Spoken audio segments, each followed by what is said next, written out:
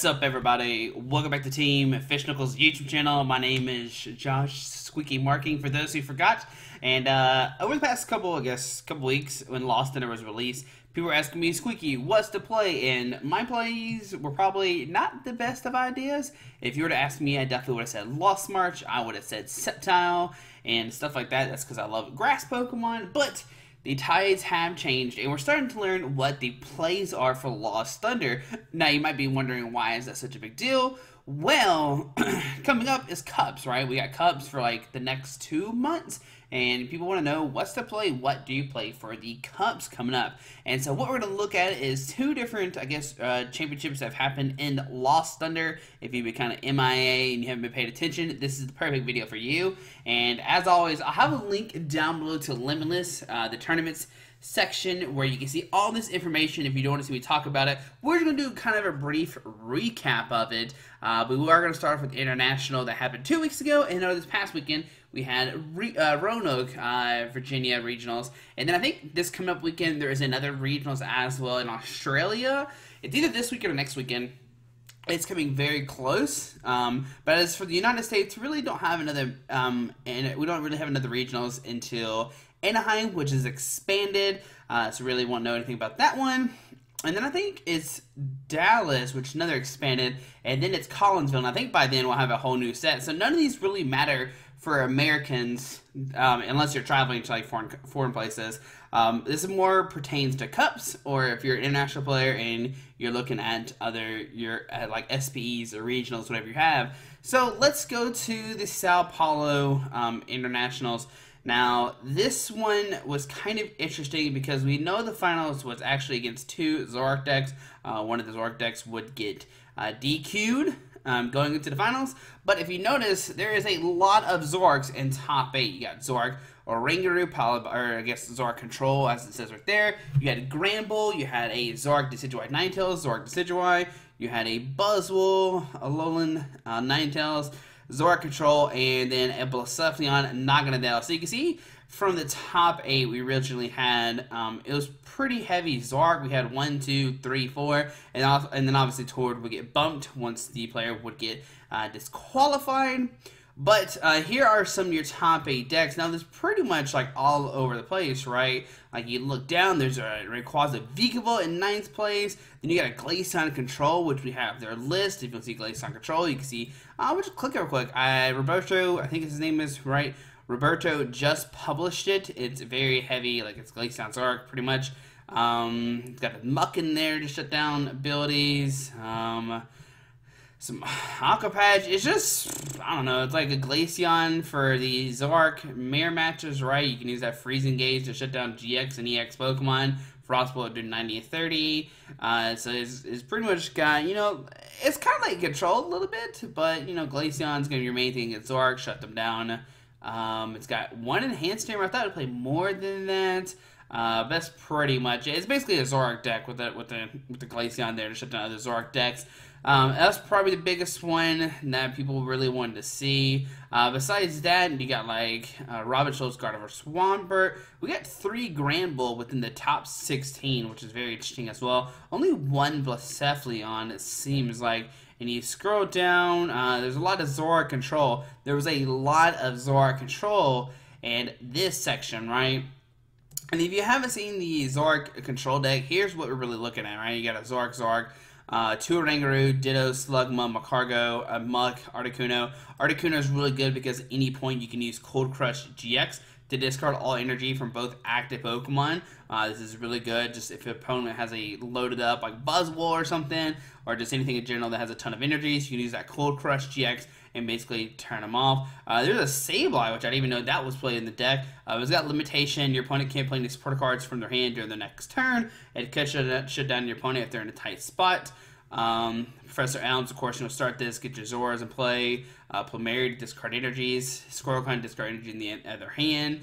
4 Crush Hammer, 2 Enhanced Hammer. It's a very, like, I'm going to punish you. I'm going to make it where you don't have any kind of energies at all. And if you notice, it got 1, 2, 3, 4, 5. You get 5 places. So it's a very, very strong deck. But you're going to see going into regionals that this deck would pretty much die off. Really interesting. Only ran 3 DC and 2 Rainbow. I guess it really doesn't matter because you're really relying on just like disrupting your opponent. That was the main deck of this, right? You just want to disrupt your opponent, make it where they don't have any energies, and eventually you just run over them that way. You can actually just deck them out as well with Counter Catcher, and you can just Counter Catcher up somebody with a high retreat cost, get it stuck there, and get all the energies off of it. You can use a Wrangler to get the energy now cards back in your deck, which is pretty much the main way you would want to play this deck.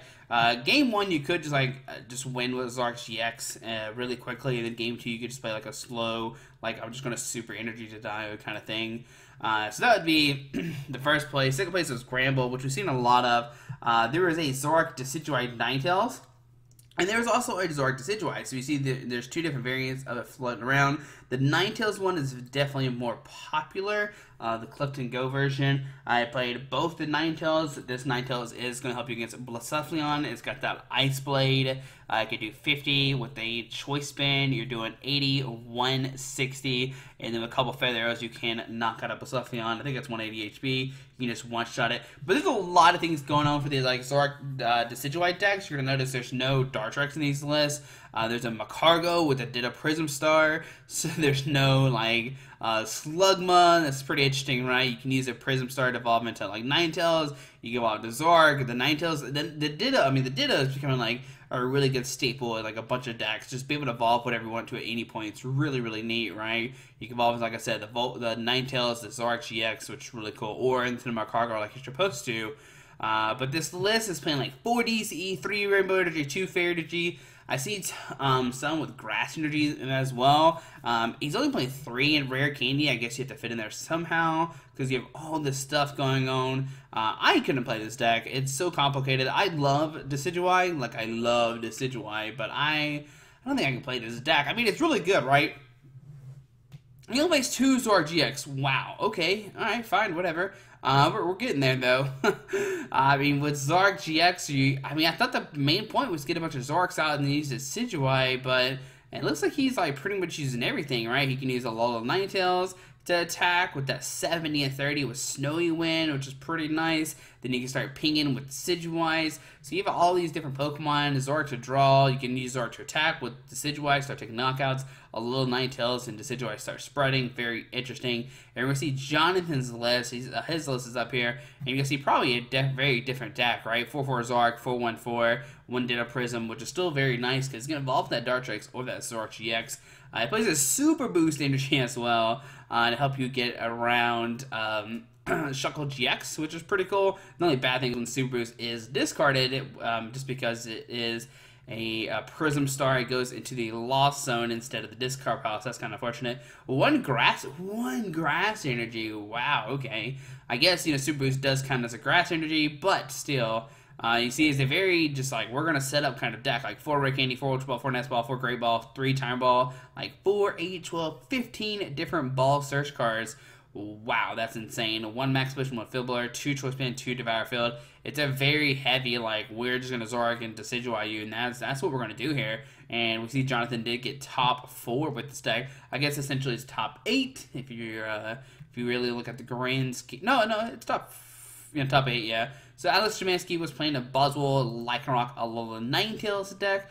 Buzzwole's just really good. You get the Lycanroc, which you've seen forever, but now you have this Alola Ninetales once again. It's just really good. The main thing about this, yes, Sublimation GX, which we had the other one as well, but it's going to help you out against those Ultra Beast decks. So now you can, like, take an easy knock on a Blacephalon. You can easily take a knock on a, I'm trying to think, maybe Naganadel? I don't know. Whatever you want to attack with, Sublimation, you can take a knock on an Ultra Beast, which is pretty cool. Other opposing Buzzwoles. But it's a very, like, I want a heavy Buzzwole GX you and just, like, overpower you. I remember Alex saying he wouldn't play the Girafarig again, so he would definitely cut the card. Kukui, you have a Kukui Buzzwole, and Deontay, and you have, like, the Choice Band. You're just doing so much damage, and as soon as your opponent takes a knockout, you can put down a little Ninetales and then start getting your B-strings out and just power up your guidance out of nowhere, which is pretty nice, obviously. So that's going to be the Buzzwole deck. So as you see right now, we have all these different decks going on, and that's like the great thing about the meta, but also really bad because everything is just kind of wide open. We have Caleb's deck, which is the same as Danny's, and then Zach Lesage coming up with the Blacephalon. Naganadel deck. The thing about this one is you see at this point there's no energy switch. I think this does change later on. Energy switch is a definitely must-play card in Blacephalon. Like, just to be able to get like a Blacephalon attacking out of nowhere is fantastic. You're going to use the energy switch from the bench to the active, and you start going places. I think we see this later on in the evolution of Blacephalon. I think Blacephalon is still a really, really good deck. It is going to struggle definitely with the new, like, Swampert, the Swampert Guardian deck getting popular, but I still think Blacephalon is in a great place, just because Blacephalon has that really good Burst GX, right? You do like Burst GX turn 1, you're taking a prize card, then you start mind-blowing turn 2, you get your Naganadels out, and you start just going crazy with charging up, and you have Turning Point, which is really good attack. It can help you against like Buzzwole decks, like I said earlier. So I think this is still a really, really, really good deck. I think it does just like set up when you just struggle, because you have these awkward supporter cards, like you're playing like FISHKNUCKLES and Lily and stuff, just so you can get energies in the discard pile. But outside of that, I think it's a really good deck. Choice Element seems very iffy. I think later on, like I said, this does change in the list. So that's going to be the top 8 list. Like I said, there's a bunch of different other things that we really didn't cover just yet. Like there is the Guardian Swampert Ninetales. We'll look at it just real quick. But he sees the Guardian Swampert list. I think this is close.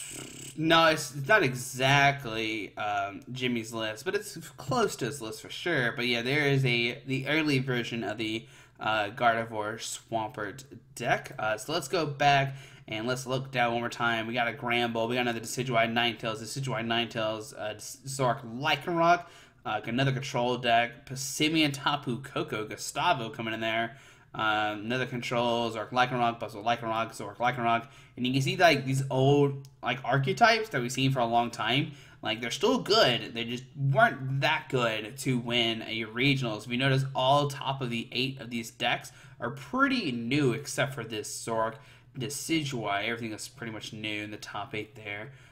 We'll scroll down. There was a Steelix Hoopa deck, and we're going to see these more later in the next part of the breakdown, right? So here's all the different decks. Loomis has done a fantastic job at gathering all these different. There's a Regigigas Genesect deck. I have to look into that. What is happening there? But you see it goes all the way down to top 64, where we see another Rayquaza Vikavolt. There's a Lost March there. Not doing that well, unfortunately.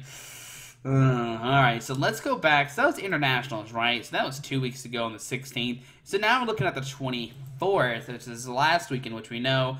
So as of right now, we don't have much of the list. And I'm pretty sure that Limitless is looking into getting more of these decks. I'm pretty sure we're going to see more of these for sure. But if you notice, the top 8 has drastically changed. The thing that kind of did stay the same as well is Zork Decidueye Ninetales is still a deck. It's still a really, really good deck. It's a deck we haven't covered on the channel. We're definitely going to cover it because I love Decidueye. But we see Jimmy Padarvis, which I'm pretty sure it turns out this is his exact 60. If you watched the video Monday, I was kind of unsure. But I'm 100% positive it's now Jimmy's list. Alright, so let's scroll down. We see a Blacephalon Naganadel, and you are going to see this one does play the energy switch I was talking about. We're still playing FISHKNUCKLES and stuff like that. He's playing a 4-3 Naganadel, and there's a Naganadel GX in here. It's got Beast Raid. This deck does 20 damage for each of your Ultra Beasts in play. That could be somewhat good because you have like just 1 energy. You just do a ton of damage, which is really nice. You're going to lease, I mean, everybody is an Ultra Beast. So out of nowhere, Naganadel can just swing for like 120 and just keep constantly just Beast Raiding. It only needs 1 energy, which is really cool. Stinger GX is very nice. Both players shuffle their prize cards into the decks, and then each player puts the top 3 cards of their deck face down as their prize cards. You could basically just reset the board state. If you're losing really bad, you can use that Stinger GX out of nowhere and basically just put both players' GX cards down, or both players' prize cards down to 3. Which is really good because you use it late in the game when you're after your setup and after your opponent kind of like had the little steamroll. You can use the Naganadel GX and use that Stinger GX. Now you notice he did play a Alolan Muck and just 1 Tapu Lele and 1 Marshadow. We do see other lists playing more Marshadows if I remember correctly, but this list only played 1. And then Alolan Muck is very interesting. This is going to help you take down those Grand Bull decks with 1 Alolan Muck. That's all you really need because now you're shutting down or in Guru, which is what the deck really, really needs. So that one Ditto Prism Star and the one Alolan Muck, you're looking really good. Now, even if you don't need a Alolan Muck, you can just evolve Ditto Prism Star into a Naganadel, and you're looking really nice as well, which is pretty cool. Outside of that, the deck's pretty cool. Like, it's pretty just, like, straightforward. Like I said, Basaffion is a very, very strong deck. I think it's a really good deck, and we'll continue to see a lot of play coming into the cups and stuff like that, just because it's so easy to pick up and stuff, right? So, what did Basaffion and Guardy take down? Well, they both took down a Zoroark Decidueye Ninetales deck. Basaffion, you can see why I pretty easily took it down, right?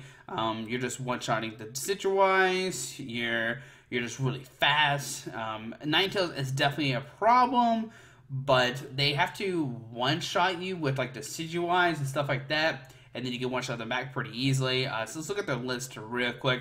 I'm not sure if they played the same. No, they did not play the same deck, unfortunately. But we see this one did play like the Ditto Prism Star and the Macargo, a Larvitar. Okay, so we're so we're countering Zoroark decks with Larvitar. We see a 3/3 Zoroark GX, which I do like a little bit more. So this one actually did not play any of the Water Decidueye, but we still see only 3 Rare Candy. Okay, well, we'll have to test these decks out. 2 Counter Catcher, so you're going to be down on price cards, is what Franco's saying. And is this Franco's list? Yeah, Franco's saying, you know, I'm going to be down on price cards. I'm using Counter Catcher this game for sure. There's a Counter Gain, which I love. Counter Gain a lot. Makes it where you need 1 less energy to attack. 3 Fairy, 1 Rainbow, and 4 DCE. Only 1 Rainbow. I guess they're just really not content with using Decidueye GX's build or GX tag. Like, it's so good. Hollow Hunt's is really nice to put 3 cards in your hand. Alright, so let's go back. Let's look at Steven Hunter's list. See if it's how different it is. So this one's playing like the GX. It's playing Dartrex. It's got Decidueye GX, Prism Star still in there, Little Muck still in there, of course, to help out Ringaroo. And see, this is the one that plays like 2 Rainbow, 2 Fairy, and a Grass. Like, there's a lot of different ways you can play this list, which is like, it makes it kind of hard to like know exactly what your Decidueye opponent is playing, just because they can play so many different things in their list, which I do like a lot. But yeah, there's another Decidueye list, so I mean, we'll have to test out Decidueye, right? We'll have to play some kind of list eventually.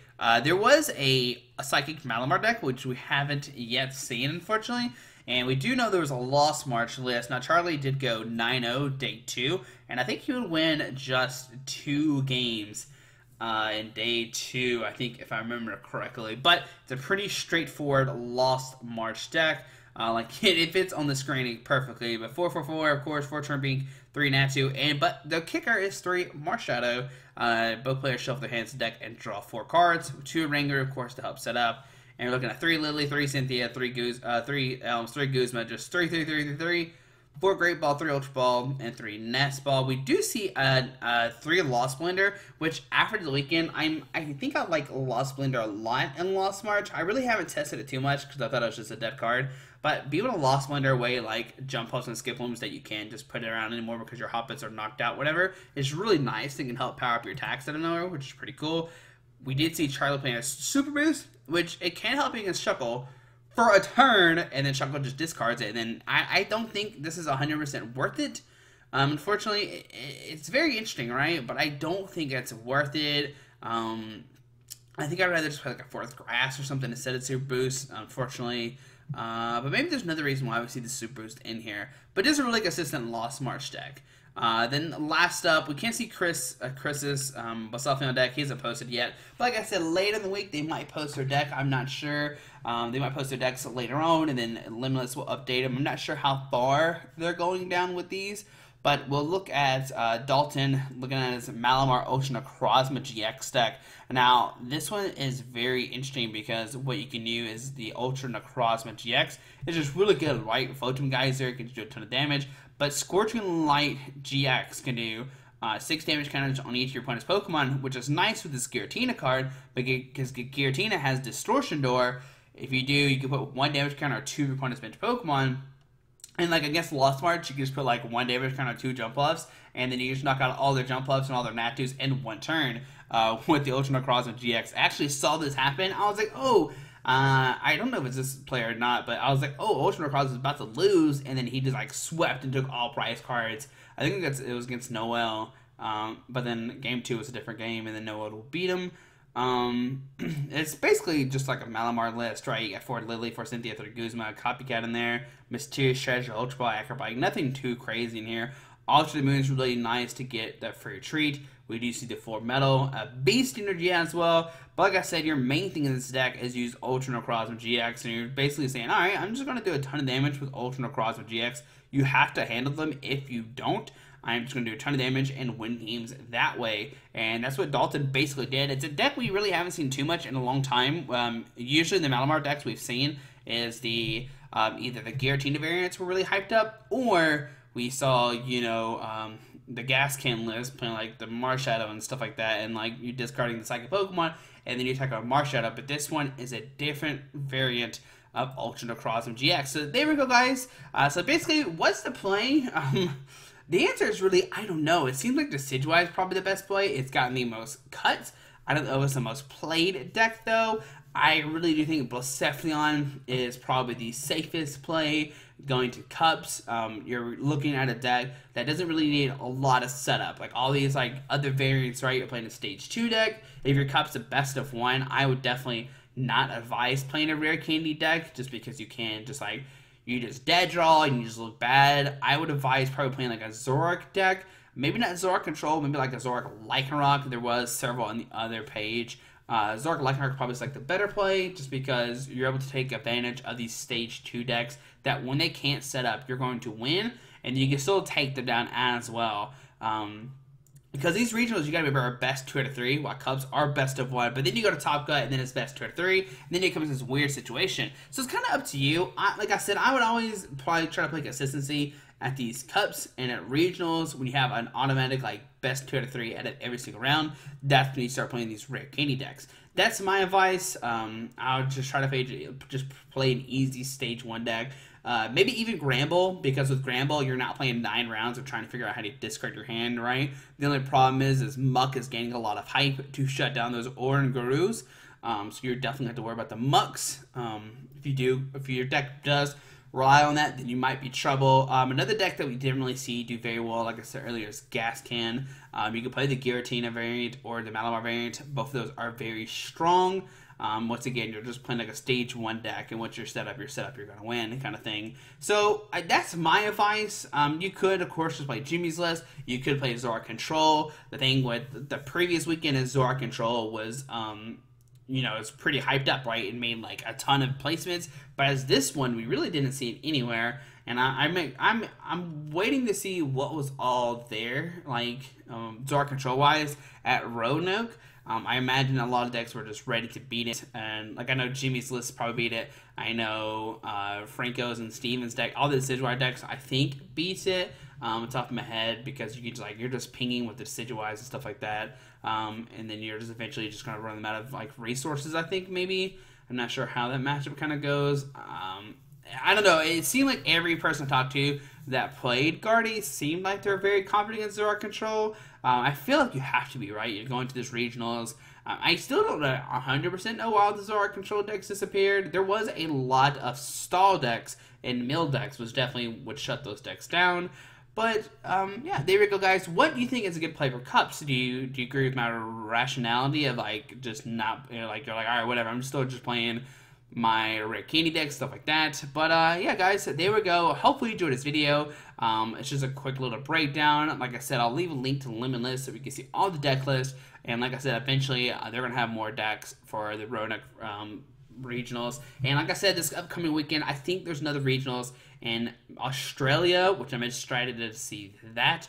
I know there's some good players, really good players down in Australia, so I'm excited to see what they bring to the table. But guys, hope you enjoyed this video. Thanks for watching. Hit the subscribe button. We see you tomorrow for Expanded Thursday. Expanded Thursday is going to start seeing a lot of more competitive play, just because I know there is regionals coming up. Like, I'm really excited about the deck tomorrow. I think it's probably one of the better decks coming out of Lost Thunder for Expanded. But guys, hope you enjoyed this video. Thanks for watching. Have a great Wednesday, and we'll see you tomorrow for Thursday. Alrighty, bye.